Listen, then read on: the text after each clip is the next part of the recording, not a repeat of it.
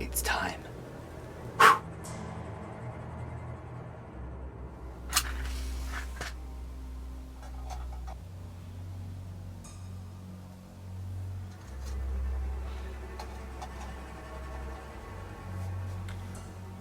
I'm going to tell you a story.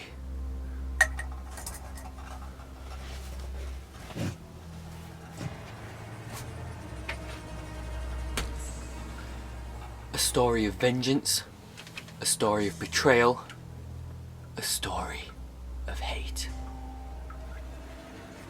It was here, in this very attic, where they first heard the screaming, the moans of the dead. Buying the house had been easy. The previous owners couldn't wait to get away. They should have known something was strange, but it didn't occur to them at the time. It didn't occur to them that the place was haunted. And so, they continued on living, ignoring the noises. Surely it must just be a loose tile here and there, a creaky floorboard. They would soon learn that that was their biggest mistake. The lingering spirits were angry. They wanted blood. And all too quickly, they would get it.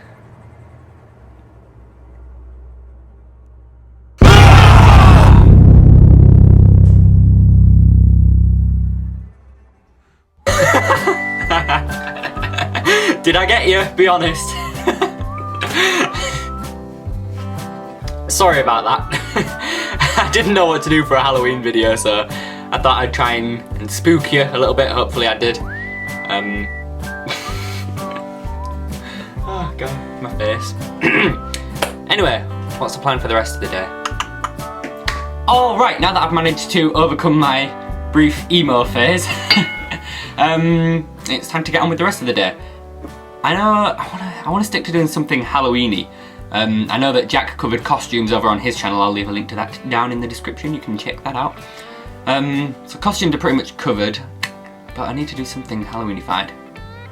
I might take you to see some of Scarborough's most haunted locations. That is, if I can find any. That might be fun. Yeah, let's do that. Okay.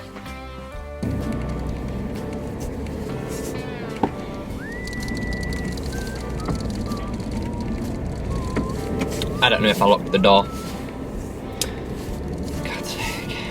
Give me a second. I did lock the door. Let's try that again, shall we? That was a good start, wasn't it? I'm gonna go ahead and say right off the bat, I don't think this is gonna be quite as scary as if it was dark. But I can't film it tonight because Halloween evening is for trick-or-treating. And I'm sorry, but sweets come before ghosts, in my opinion. Sorry, Casper, but you're old news now. Alright, first stop on our ghost tour of Scarborough should be a bit of an obvious one. We're off to the castle, it's just up this hill.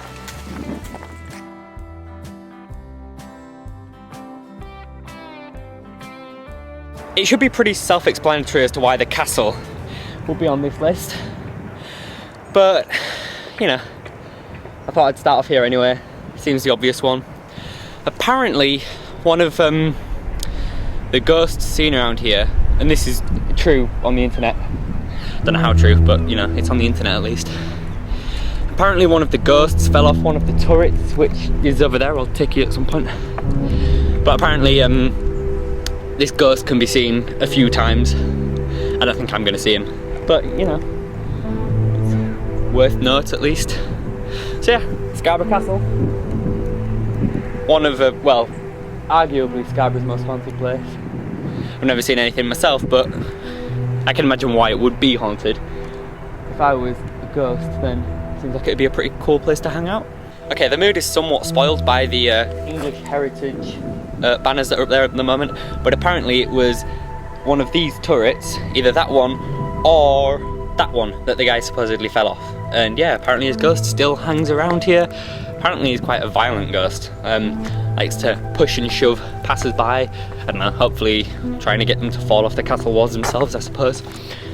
Damn vengeful spirits, always trying to get revenge on people. Could show a bit of courtesy, you know.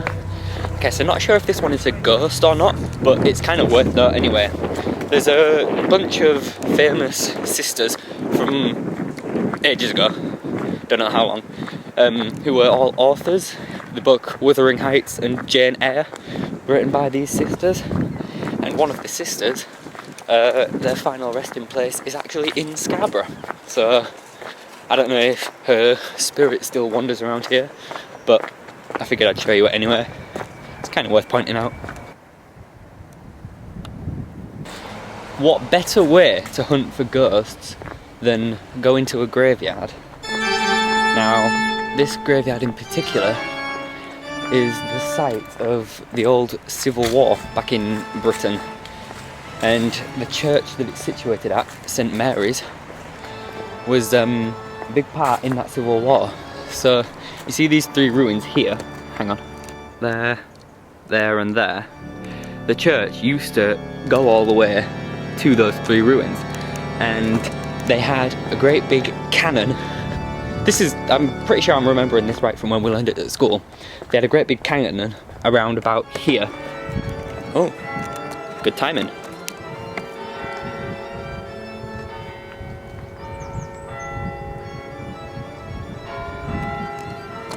And they had a great big cannon situated where my drone box is now, so that they could fire up at the castle, which is just above those trees. So it's not hard to see why there could be a fair few ghosts lying around here.